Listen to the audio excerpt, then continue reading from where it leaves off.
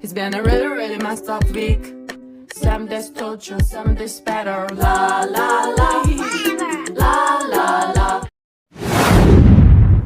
Hai teman-teman, perkenalkan nama saya Mizela Putri dari program studi ilmu administrasi negara kelas IAN 4A. Nonton sampai selesai ya videonya. Judul video, kelola stres di tempat kerja, risiko, penyebab, dan solusinya. Pernah merasa kelelahan, jenuh, atau cemas saat bekerja? Bisa jadi, itu adalah tanda stres kerja. Tapi tenang, stres bukan akhir dari segalanya.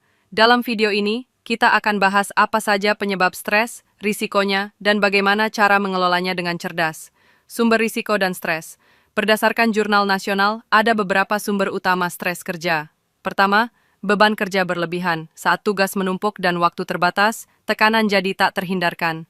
Kedua, peran kerja yang tidak jelas. Kalau kita tidak tahu apa yang harus dilakukan, itu bisa memicu rasa cemas. Ketiga, konflik interpersonal. Perselisihan dengan rekan atau atasan bisa memperparah kondisi mental. Dan keempat, kurangnya dukungan sosial.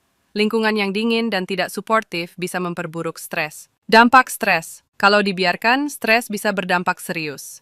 Penelitian menunjukkan bahwa stres kerja menurunkan produktivitas, melemahkan sistem imun, bahkan meningkatkan risiko kecelakaan kerja. Dalam jangka panjang, stres juga bisa menyebabkan burnout atau keinginan untuk resign. Stres kerja adalah hal yang sering terjadi di lingkungan profesional. Namun jika dibiarkan, dampaknya bisa sangat merugikan. Ketika seseorang mengalami stres berkepanjangan, kemampuan untuk fokus dan menyelesaikan tugas akan menurun. Tubuh pun ikut bereaksi. Muncul sakit kepala, gangguan tidur, bahkan masalah pencernaan. Tidak hanya itu, stres juga memengaruhi suasana hati, membuat seseorang mudah marah, cemas, atau merasa tidak bersemangat.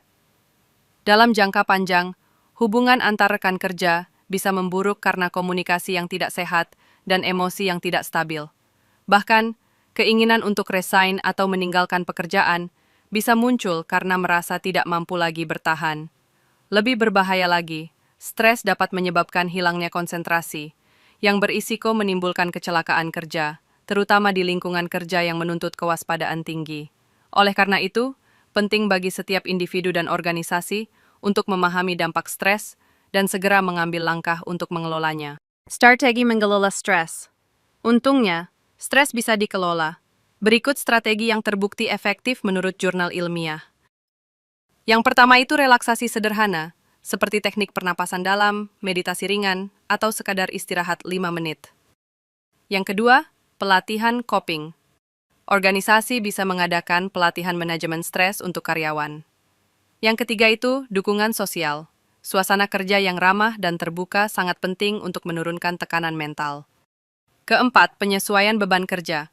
Manajer perlu mengevaluasi tugas-tugas agar tidak timpang. Kelima, program konseling. Menyediakan layanan psikolog atau mentor juga bisa membantu karyawan mengelola stres. Stres itu wajar, tapi kita bisa kendalikan bersama. Dengan memahami sumber stres dan berkolaborasi antara individu dan organisasi, kita bisa menciptakan lingkungan kerja yang sehat, produktif, dan bahagia. Yuk, mulai dari diri sendiri dan ajak lingkunganmu lebih peduli kesehatan mental. Terima kasih sudah menonton, jangan lupa share video ini ke teman kerjamu ya. Bersama, kita bisa wujudkan tempat kerja yang bebas stres.